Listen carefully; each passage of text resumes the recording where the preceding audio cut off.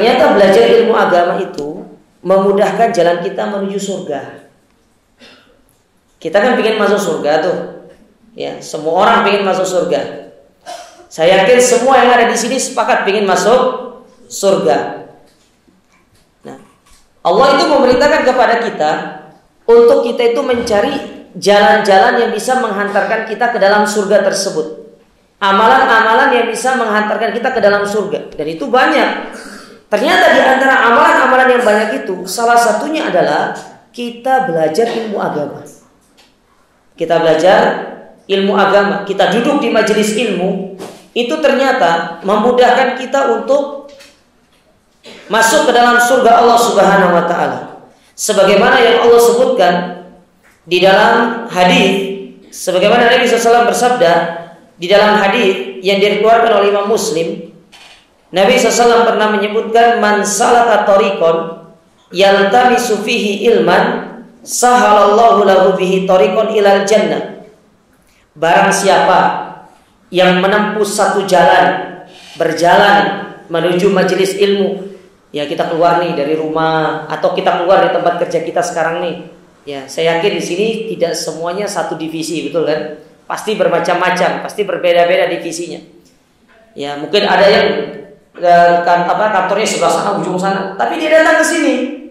Ngapain datang ke sini? Dia belajar ilmu agama. Dia dengar ada poster, dia lihat poster ada pengajian. Oh, ada pengajian nih, saya mau ikut pengajian, saya mau dengar apa yang disampaikan di dalam pengajian itu. Nah, jalan yang kita lalui dari sana ke sini, yang kita berjalan kaki, itu kata para ulama, yang pertama menghapuskan satu dosa. Satu langkah menghapuskan satu dosa. Yang kedua meninggikan satu derajat. Dan yang ketiga dicatat sebagai pahala. Ya. Satu langkah. Bayangkan kalau berapa langkah datang ke sini, belum naik liftnya. Ustaz, apakah liftnya dihitung? Liftnya dihitung.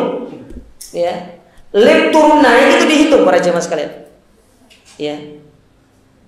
Antum misalkan para jamaah sekalian pergi belajar ilmu agama lah, ikut pengajian di mana? Di masjid misalkan, naik sepeda motor. Kan enggak jalan kaki Ustaz, naik sepeda motor itu. Ya banyak itu yang berputar itu yang dihitung.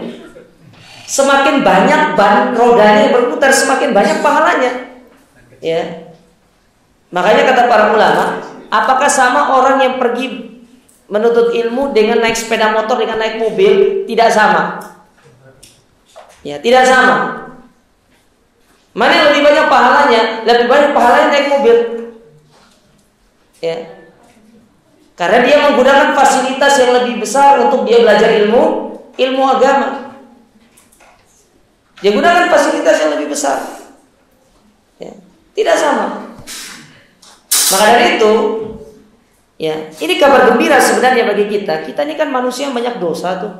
Tidak ada manusia yang tidak berdosa itu. Nabi bersabda, kullu bani Adam khata'. Setiap anak Adam itu pasti berbuat salah. Antum, ya, jangan kira tidak ada manusia yang tidak berdosa. Semua manusia berdosa. Semua kita yang ada di sini berdosa. Mau antum, mau saya berdosa semua.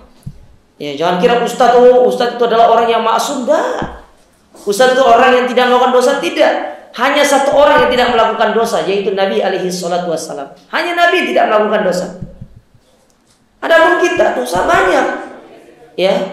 Dosa yang kita lakukan banyak. Dosa kepada orang tua, dosa kepada istri, dosa kepada suami, dosa kepada ya teman kita, dosa kepada pimpinan kita, dosa kepada kerabat kita yang lainnya. Banyak dosa-dosa kita.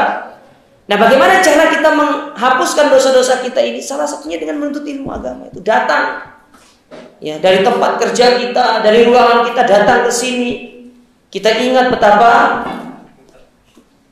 keutamaan yang Nabi SAW janjikan bagi orang yang datang ke majelis ilmu ini, dihapuskan dosa-dosanya.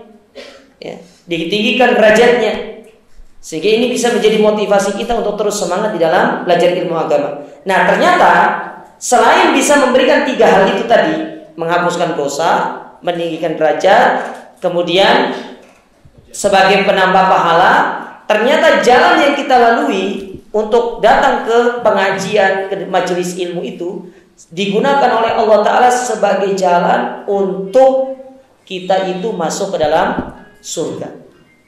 Sebagai jalan kita untuk dimudahkan masuk ke dalam surga. Makanya para ulama terdahulu Ya, contoh misalkan Imam Bukhari. Imam Bukhari itu dia orang Baghdad.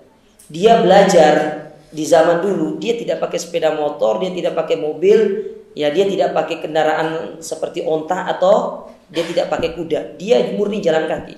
Sehingga disebutkan oleh para ulama kita, Imam Bukhari menempuh jarak berapa kilometer untuk belajar itu? Sebanyak 1.400 kilo untuk belajar ilmu agama. Kita belum 1.400 kilo, jangankan belum 1 kilo loh, dari ujung sana ke sini itu tidak sampai 1 kilo. Masa malas datang ke sini? Apalagi yang hanya lantai 1 tinggal naik lift ke lantai 4 misalkan, masa malas? Imam Bukhari 14.000 kilometer dia habiskan waktunya untuk belajar ilmu, ya, untuk dia mendalami ilmu agama, sehingga lahirlah sebuah karya yang fenomenal yang disebut dengan Sahih Bukhari itu. Setelah menempuh perjalanan 14.000 kilo. Kita berapa itu? Kadang-kadang kita rumahnya sampai masjid, ada pengajian sampai masjid, sampai rumah kita tidak pergi kita. Ya, padahal tinggal loncat doang ke masjid itu, tapi tidak pergi. Imam Bukhari dulu, karena dia tahu keutamaan ini, dia jual rumah, dia jual asetnya, dia cari biaya. Tujuannya supaya apa? Dia bisa belajar. Dia terus berjalan belajar, ya, mencari ilmu agama. Nah, kita sekarang ini ya, walhamdulillah dimudahkan. Ustadznya yang datang ke sini, masa tidak mau datang ke sini jamaahnya? Di mana-mana itu sebenarnya kita yang mendatangi ustadz. Ya, bukan berarti ustadz yang nyinggung saya ini. Enggak, saya tidak nyinggung. Cuma ini diantara kemudahan gitu loh. Ya, maka kita harus semangat sekarang ini, ya, supaya jalan yang kita lalui untuk datang ke tempat ini, ya, untuk kita belajar ilmu agama, dijadikan oleh Allah Subhanahu wa taala sebagai jalan kita untuk masuk ke dalam surga.